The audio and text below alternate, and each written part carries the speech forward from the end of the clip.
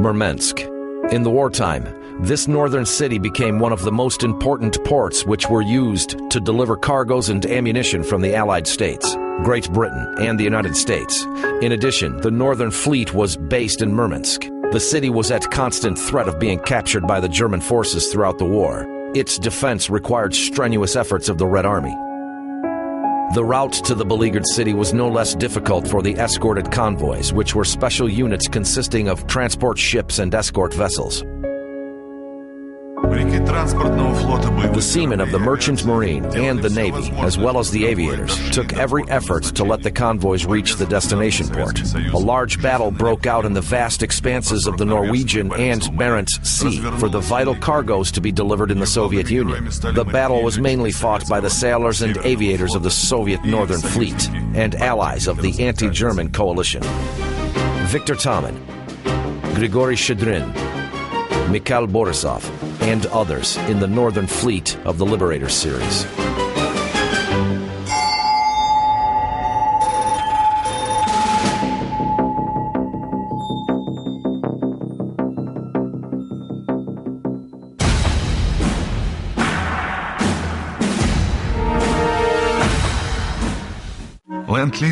Lend-Lease was the program under which the United States of America supplied the Allied nations with equipment during the period of World War II. The supplies included armament, industrial equipment, commercial ships, motor vehicles, food, fuel, and medicines. Support was provided to the governments of 42 countries. A total of over $50 billion worth of supplies were shipped by the United States to the Allied nations. Deliveries to Great Britain amounted to $31 billion. The Soviet Union received shipments for $11.3 billion, equivalent to over $150 billion at today's prices. The USSR was indebted for more than $700 million for the supplied materials. The agreements signed by the United States and the USSR in the wartime had been reviewed for many years and were settled as late as in 1972.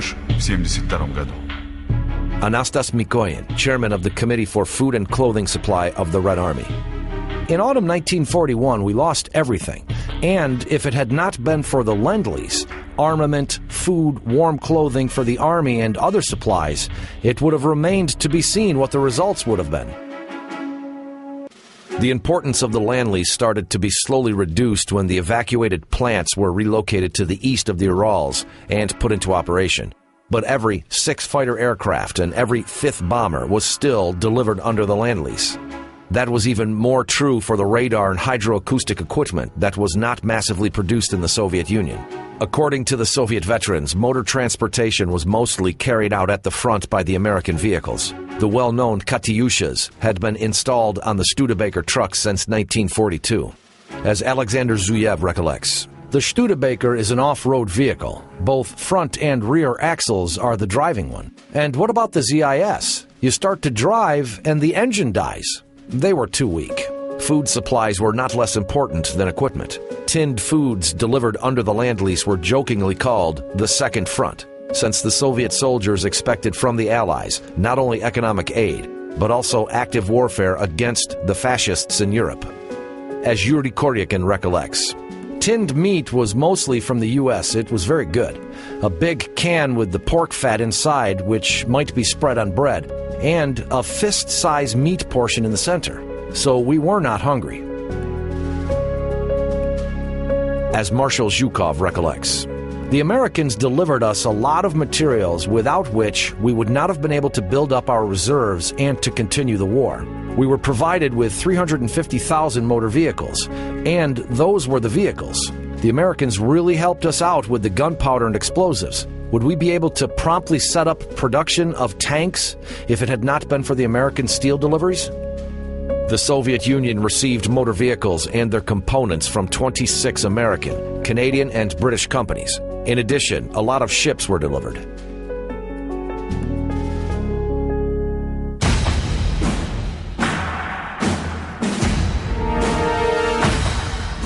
The cargoes were transported from the United States and the United Kingdom by three main routes.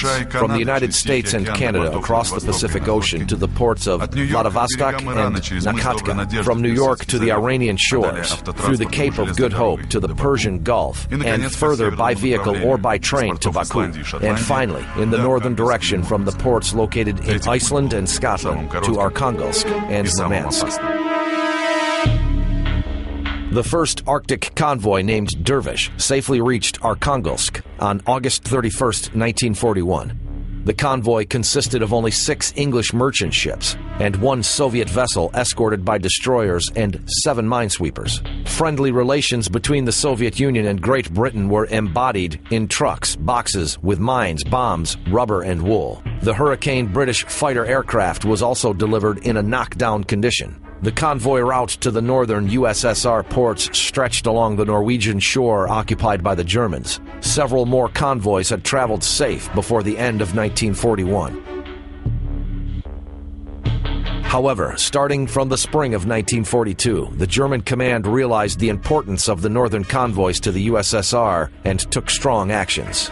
The ports of northern Norway were packed with around 120 German combat ships, including 3 battleships headed by the giant Tirpitz, 2 heavy cruisers and a mine layer, around 20 destroyers, 3 minesweeper flotillas, and 3 escort and anti-submarine warfare flotillas. There were 30 submarines as well. In addition, by mid-spring, more than 300 bomber aircraft and most of Luftwaffe torpedo aircraft were located on the Norwegian airfields. A well-planned, bloody war was initiated against the Allies' convoys. Under these conditions, the Soviet, American, and British sailors and aviators had to protect the Arctic convoys against the German Navy and air forces. Certainly there were some losses. For example, when the PQ-8 convoy was passing the Kola Peninsula, the German submarine took down a destroyer. The situation became critical by summer 1942.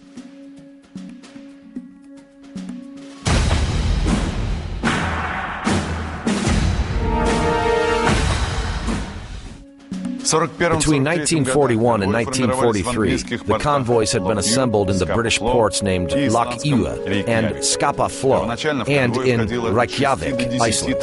At first, a convoy contained only 6 to 10 carrier ships. Starting from March 1942, their number increased to 40 carriers. 3 methods of vessel escorting were applied: close or direct escort. Several destroyers, corvettes, and minesweepers were running close to the carrier ships, protecting them against the German submarines and aircraft. Since early 1943, an anti-submarine aircraft carrier had been included in the escort group. Medium escort was provided by a small group of 2 to 4 cruisers running at the distance of 30 to 40 miles away from the vessel convoy.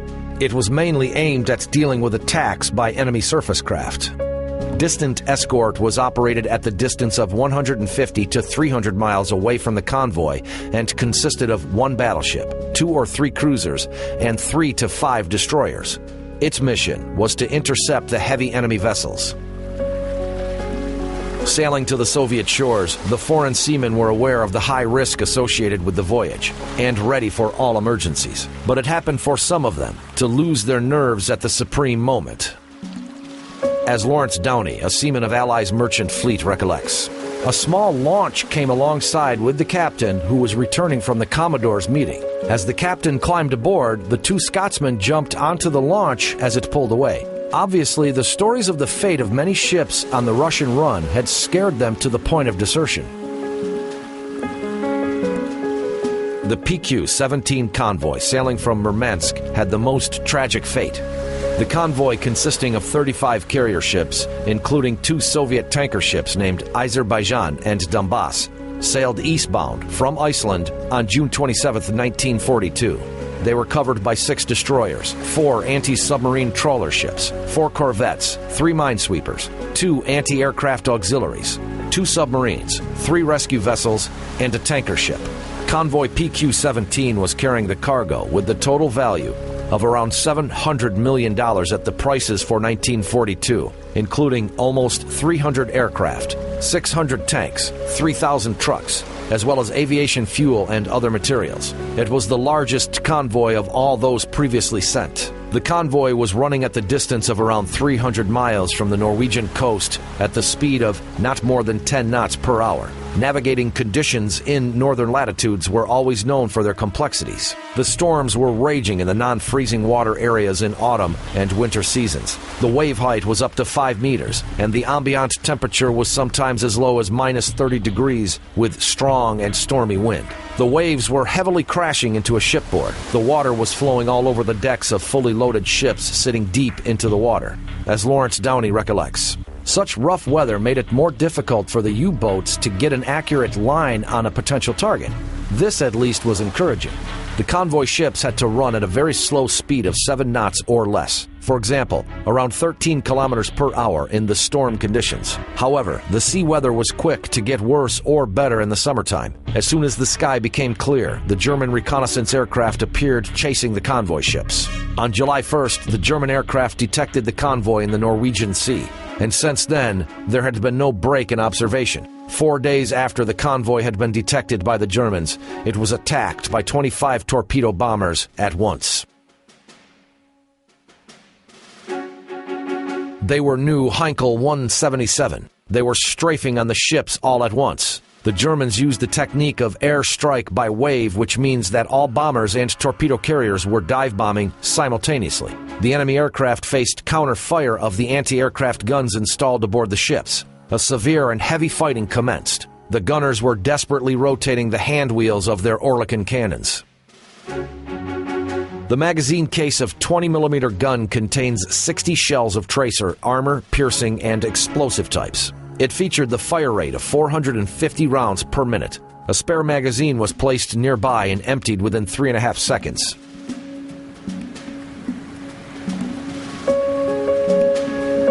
There were a lot of female gunners on 2 Russian tankers.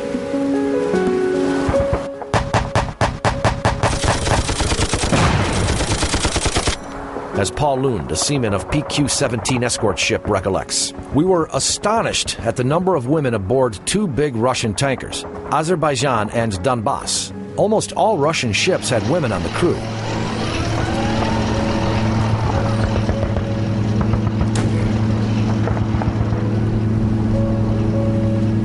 The torpedo carriers were flying just above the water surface, sliding between the boards of ships. The tanks brought their guns into action from aboard. They were supposed to be used in the warfare by the Soviet Union, but had to be put into action still in the sea. The aircraft flying almost at the level of navigating bridges were shot even with the signal flares, which could only scare the novice pilots, but were unable to inflict any harm on the aircraft.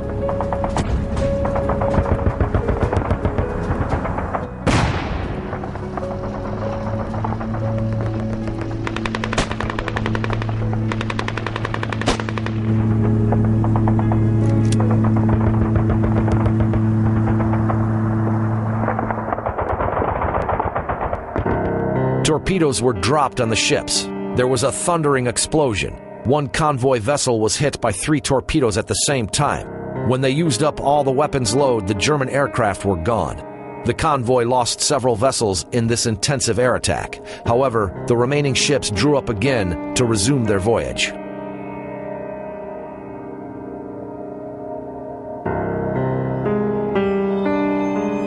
Withstanding the attacks of the German torpedo carriers, bombers, and submarines, convoy PQ-17 successfully passed the most dangerous portions of its route. However, on July 4th, First Sea Lord Dudley Pound was informed of Tirpitz' battleship driven out to sea and decided as follows.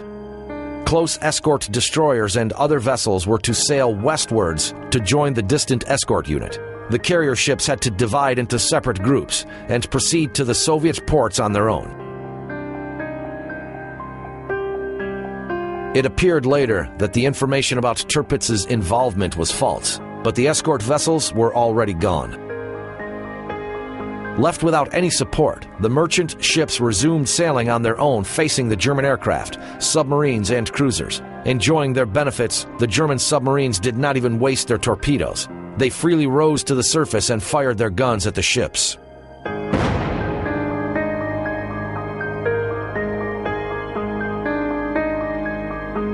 We broke the surface and brought our guns into play. The seamen had a lot of fun peppering the enemy with 88mm shells. Olopatra turned into a heap of burning rubbish. Finding themselves hundreds of miles away from the Soviet shores, but close to the enemy airfields and Navy base, the carrier ships were, one by one, fighting a losing battle. The ships were on fire. 23 of them had been sunk. Around 200 sailors were killed, but 1,500 seamen were rescued. Many were frostbitten.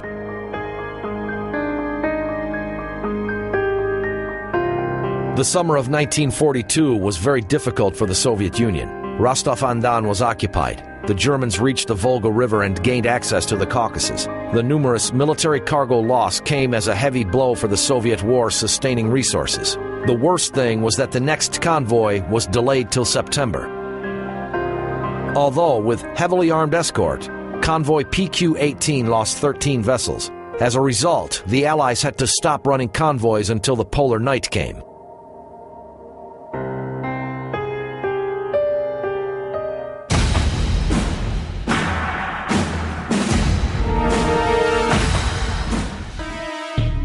Performance of the Norway-German forces located in the polar region and operating in the off-road conditions of northern Norway was highly dependent on the sea deliveries. The shipping routes in the north were even more important to Nazi Germany because they were used to carry out high-value strategic raw materials, such as nickel ore from Petsamo and iron ore from Kirkenes. The iron ore supplied from Norway covered 2/3 of the Reich's needs in this strategic raw material, as opposed to the Allies' convoys sailing to Arkhangelsk and Murmansk.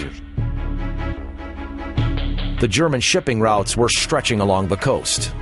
The German watch posts and artillery batteries were located on the shore, and minefields were provided along the routes to protect the German ships. The Soviet Northern Fleet took every effort to disturb the sailing of the enemy along the Norwegian coast. Starting from late July 1941, the Germans had to provide their vessels with escort. Moreover, the German Navy had to allocate patrol ships for naval bases and ports, and to strengthen its anti-submarine warfare. Both parties were building up their military forces and suffering losses in their struggle for communications.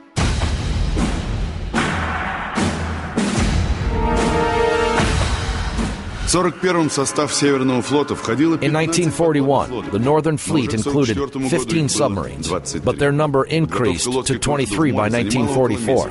Each submarine required approximately 1 month training period.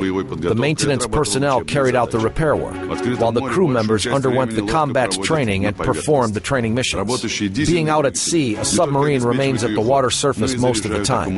When operating, its diesel motors serve not only to ensure its run, but also to charge its batteries.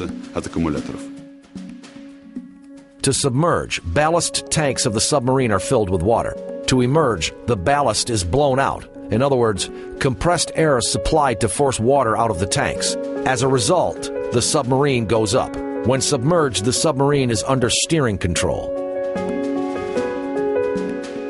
During the cruise, the need to submerge can occur at any moment. That's why, while staying in the port, the commander could replace the morning physical exercises of the submarine crew members with a crash dive training. The time taken by the crew to get inside the submarine was registered by a stopwatch. When a crash dive was performed in the combat environment, all the crew members were rushing to the nose compartment to form the correct pitch angle of the submarine, known as trim. This made the submarine pitch up and increase its diving speed. When the submarine remained at the base, the sailors cleaned off any fuel spills with brushes, caustic soda, and salt, approaching any out-of-reach spots in the compartments. Unless it was done, the fuel spots on the sea surface would disclose the submarine's position to the enemy Navy and Air Forces. The naval officers considered the navigation environment, currents, data on the sea mine obstacles, and worked out cooperation plans. The area of operation of the Soviet submarines covered 400 miles westwards from the Rybachi Peninsula along the Norwegian coast. On the contrary, the Nazis' convoy ran close to the shore. To approach their routes, the submarines had to cross the minefields stretching along the Norwegian coast. When a submarine leaves the port, the crew members are aware that there will be a month-long patrolling along an assigned sector. The Soviet submarines are extra careful approaching the minefield. The German UMB anti-submarine mines were equipped with contact fuses. The mines were connected with the anchors by a mine mooring cable. It was enclosed in an 18-meter-long hose. If a submarine got into contact with the cable, the twisted hose activated the firing mechanism, leading to a mine explosion. In addition, the mine fuses were connected with an antenna rising to the sea surface. Coming into contact with the antenna resulted in an explosion as well. To cross the minefield safely over the surface was only possible at full sea. However, the skilled commanders preferred to force the minefields at a maximum depth. Mine explosion is less dangerous when located over the submarine than under it, since the blast wave tends to spread in the direction of least resistance, which is up to the sea surface. Victor Taman, commander of submarine L-20. I finished my cigarette and put the stub into the can buried in my sleeve pocket. Stubs, matches, and other wastes had never been thrown overboard, so that the enemy could have no idea about the submarine presence. I'm taking a look at the shadowy islands that we're heading for, at the desolate sea stretching in the shade of night, and I'm walking down the ladder.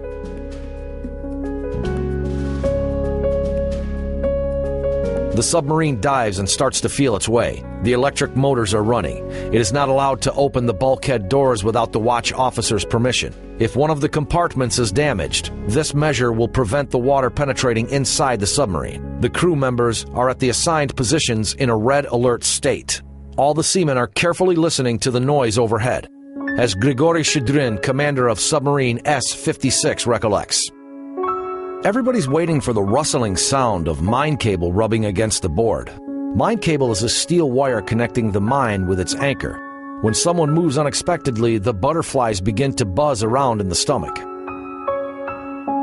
And now the minefield has been crossed. The submarine reaches the enemy communications. The soundman reports. Center, I can hear the propeller noise from above, supposedly a convoy. The submarine ascends to the periscope depth.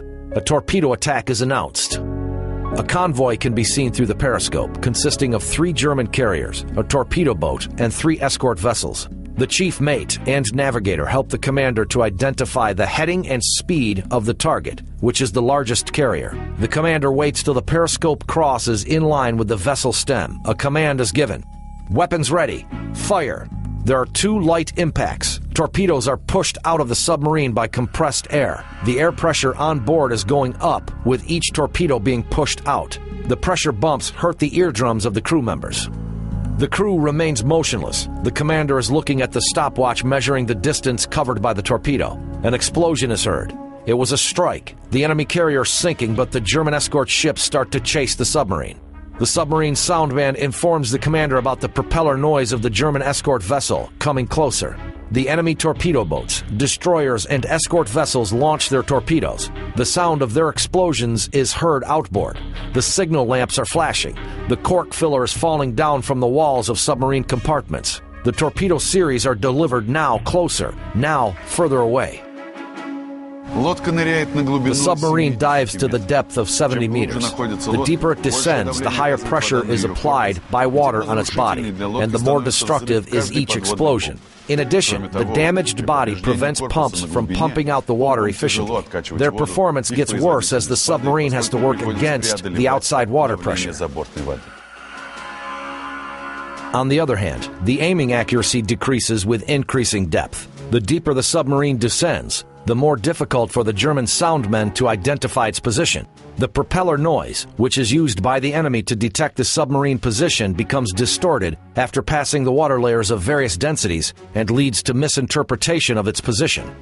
What is more, if the seal of the fuel tanks are damaged as a result of bombing and the solar oil leaks outboard, the oil trace will fall far behind on the water surface and will not disclose the submarine position. On the contrary, the shallow depth will lead to fast detection in these circumstances. The perfect silence is kept inside the submarine. One can talk only in whispers, as any sound is transmitted in the water for long distances. Soon, it gets difficult to breathe. It's not allowed to activate the air cleaning system to remove carbon dioxide, since its blowers emit high noise levels, which will disclose the submarine position. 2 hours after submersion, a match will not light inside the submarine. It will die out at once. The content of carbon dioxide increases roughly by 1% per hour in all compartments. Moreover, it is necessary to save the packaged air. It is required to blow out the ballast tanks to let the submarine emerge. Soon, the crew members start to experience dyspnea. Then comes dizziness along with tinnitus. The shortness of breath turns into agony. Hands are wet and cold. It's hard to move. The blood pressure is increased. If the carbon dioxide content of blood rises up to 6%, a person becomes incapable of managing his or her own performance. Fortunately, the explosion noise is dying away. The soundman reports to the commander that the propellers of the enemy vessels cannot be heard anymore. The pursuers are left behind. Now it is time to ascend to periscope depth and have a look around. The horizon is clear. The commander orders to get ready to emerge. The submarine appears on the surface. The hatch is opened. The diesel motors are running. The submarine compartments are vented with fresh air. The commander allows the crew to go out to the bridge. The seamen go out by threes to breathe some fresh air or have a cigarette.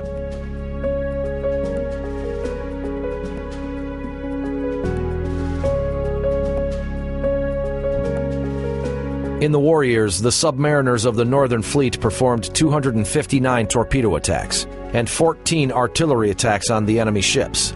The mine barriers arranged by the Soviet submarines blew up and sank 8 carrier ships, 2 escort vessels, and 2 submarine chasers. In total, the submarines of the Soviet Navy brought down 328 carriers, 70 combat ships, and 14 auxiliary vessels, with the total craft displacement of 938,000 tons.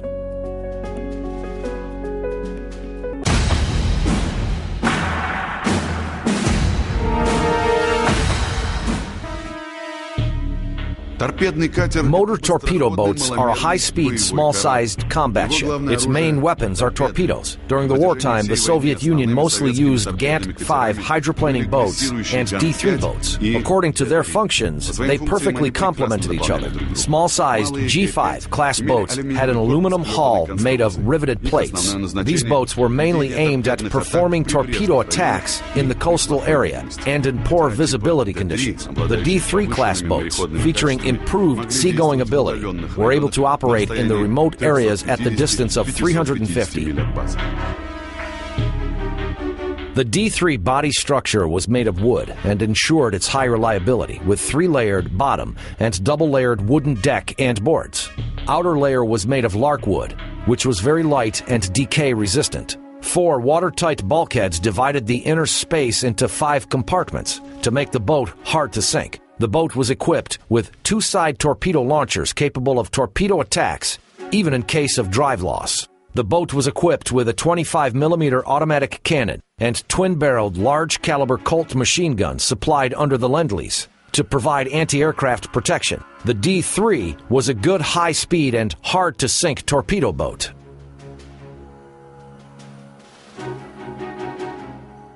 The Soviet motor torpedo boats had been used for various purposes during the wartime. They were employed in dealing with the submarines, protecting the carrier ships, and arranging the minefields. The boats were involved in the landing of troops and raiding forces. They were also assigned with the ship-to-shore bombing missions. However, their primary purpose was to disrupt maritime shipping. Various tactical options were used for this purpose. One of the options was the so-called free hunting. It was very efficient in the first year of the war when the motor torpedo boats, lacking radars, had received no air raid support. The boats sailed for their missions in certain areas one by one or in groups of 3 or 4 boats. The boats sailed for their missions in certain areas one by one or in groups of 3 or 4 boats. When they met the enemy vessels, they commenced an attack. However, the free hunting option had a substantial drawback as well. Sailing far away at sea, the boats had to take aboard not only torpedoes, but also extra fuel load.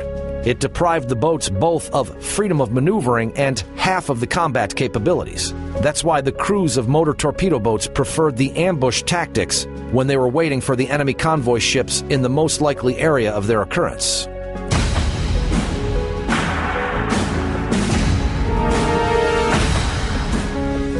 The naval aircraft of the Northern Fleet was actively involved in the attacks on the enemy convoys.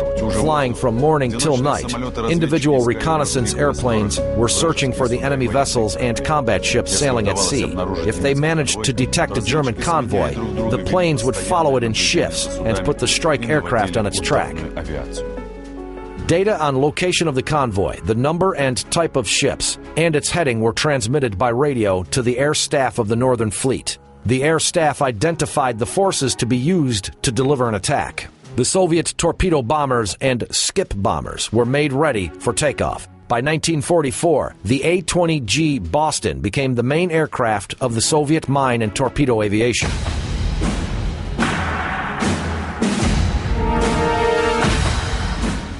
The American bomber A-20G Boston became the most produced version of the Douglas A-20 family. A large part of these bombers was supplied to the Soviet Union under the Lend-Lease. The aircraft was driven by two Wright Cyclone engines of combined 1,600 horsepower. The maximum capacity of two adjacent bomb bays was 1,800 kilograms.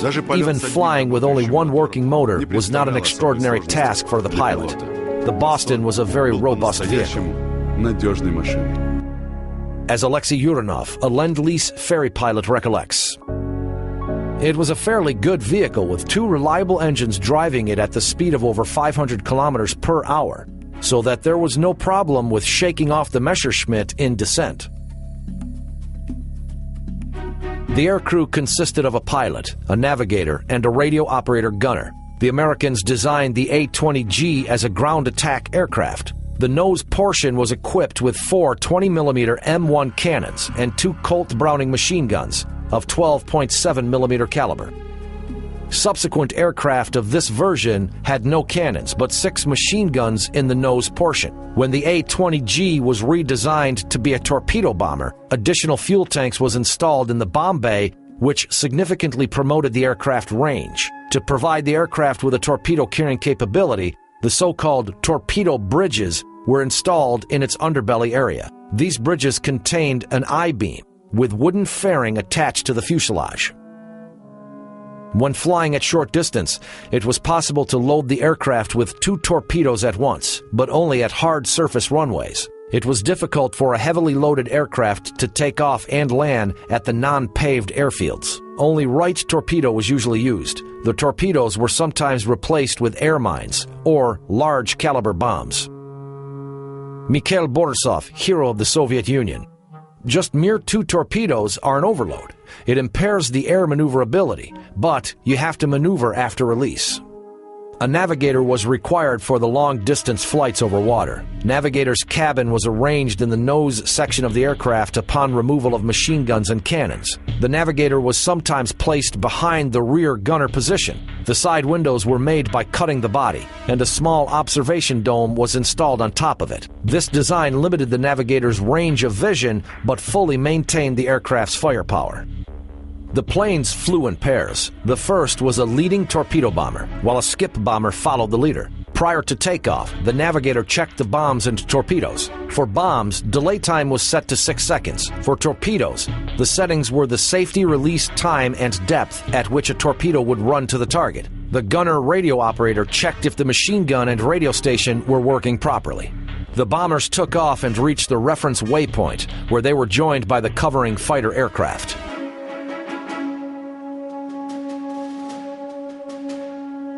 Pyotr Rosatkin, hero of the Soviet Union. The first overwater flight is scary. What if the motor failed? Where to jump? The further you are flying from the shore, it seems the worse the motor is working. And then the Barents Sea became as safe as home. If you want to shake off the German fighters, just fly to the sea, and nobody will find you there. The naval pilots were wearing the life jackets, which were blown up automatically on the contact with water. If the pilot had to jump out of the crashed aircraft, he had to throw the parachute into clear air prior to water landing, not to be covered by the canopy.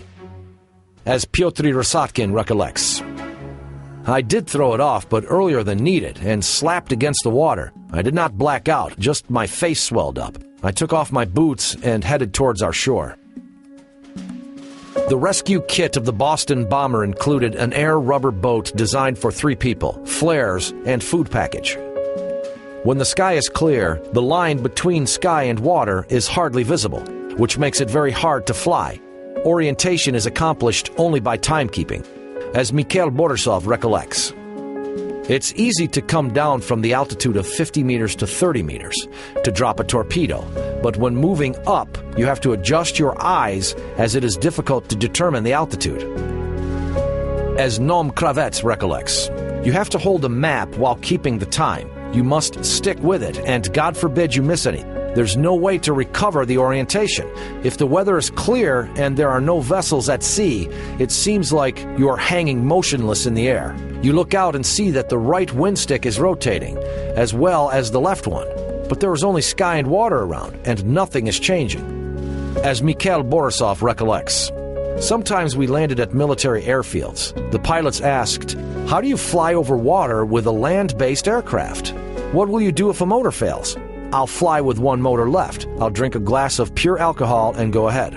"What if the second motor fails?" "I'll drink the second glass, and after 2 glasses, I'll be half seas over." The covering fighter aircraft are flying at a higher altitude and detect the smoke of the German ships. The bomber aircraft descends to the altitude of 30 meters. The ship bombers come forward to initiate an attack and face the anti-aircraft fire. When skip bombing, the bombs are dropped at the altitude of 15 to 30 meters, 100 meters away from the shipboard. A delayed fused bomb would not go off at once. It would bounce from the water surface and strike against the shipboard. When hit under the waterline, the ship is sure to sink.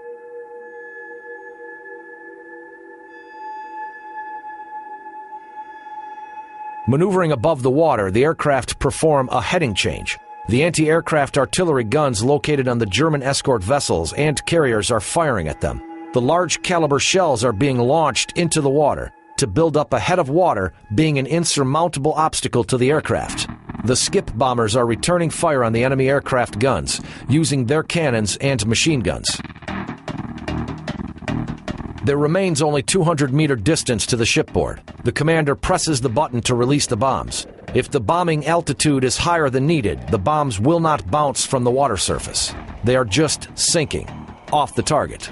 Now it is the turn of the torpedo bomber. Its task is to drop a torpedo at the speed of around 300 kilometers per hour at the altitude of 30 meters or less. If the altitude is higher, it will influence the torpedo angle to the water surface. If so, the torpedo may dive under the ship and miss the target. To keep the proper heading, speed and flight altitude, and to estimate the speed of a ship, the pilot had to show the highest skills and perfect self-control. A torpedo was dropped roughly at 1 kilometer distance. Having lost almost 1,000 kilos, the aircraft started to gain altitude rapidly, as Mikhail Borisov recollects. At this moment, you have to keep it down to the water. Those who did it remained alive, while those who heaved or gained height were killed. We used to fly so close to the water that the wind sticks were touching the surface. All the German tracers are moving from above. Be careful and do a flat turn. When you are 1,500 to 2,000 meters away, you can move upwards. If you failed to turn around, jumped over the ship, you jumped and kept down again. Explosion. Torpedo hit the ship.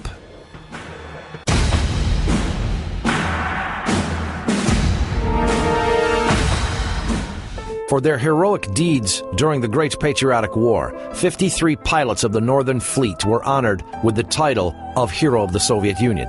Among them, it is Guard Lieutenant Colonel Boris Fokstistovich Savanov, a fighter pilot to be mentioned.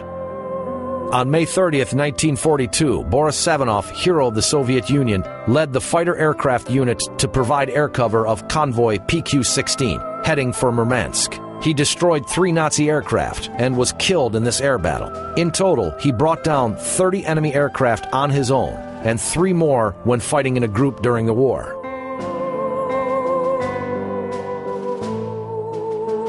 On June 14, 1942, the Presidium of the Supreme Soviet of the USSR adopted decree awarding a second Gold Star Medal to Boris Savanov, posthumously.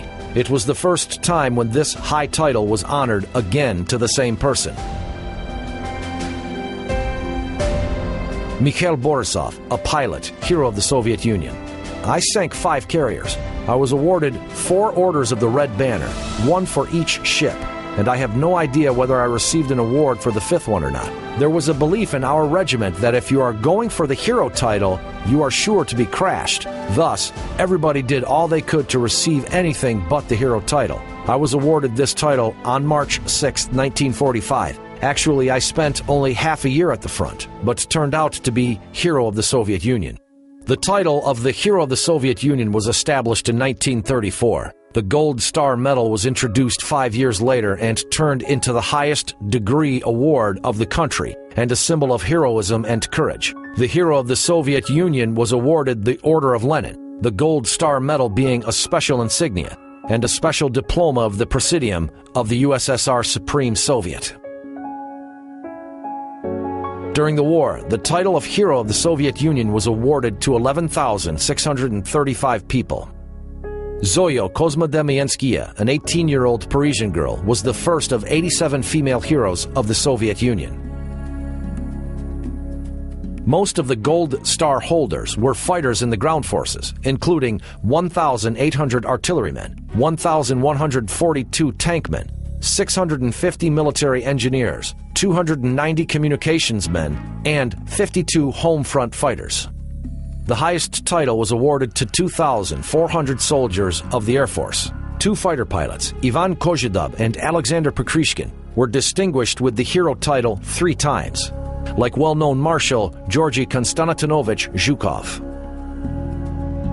In the Navy, 513 people were honored the hero title. There are 150 heroes of the Soviet Union among the border guards, internal troops, and national security personnel. This title was also given to 234 guerrillas, including Kavpak and Fyodorov, who are famous for being twice decorated with the Gold Star Medal.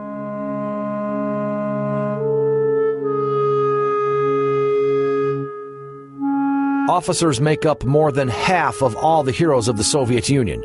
380 of them are generals, admirals, or marshals. The rest are soldiers and junior commanders.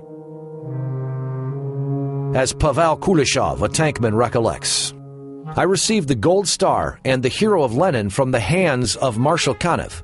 Then I was back to my battalion. My fellows managed to get me some sausages, alcohol. They said, take off the star. They put it in hydraulic acid, then wiped it dry and sent it around. Everyone dipped it into his cup. The star made a full round and was back to me. Then we drank it up. That's the way we used to wet the star.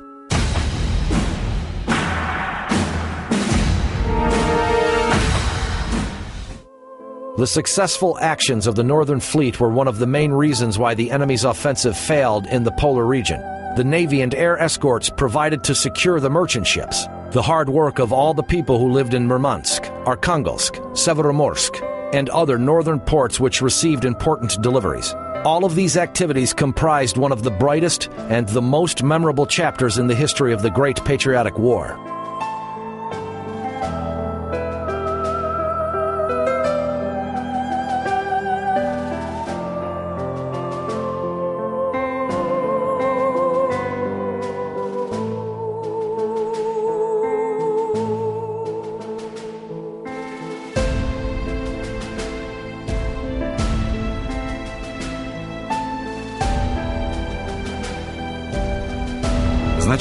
The importance of the maritime shipments can hardly be exaggerated. The Arctic convoys of the Allied nations delivered roughly 2/3 of all cargoes shipped under the Lend-Lease. Military equipment, vital goods, and food supported the Red Army and the Soviet Union, especially at the first stage of the war, and made their contribution to the German defeat. The Northern Fleet and aviation of the Soviet Union paved the way to the great victory, with their sweat and blood providing the front with the needed resources.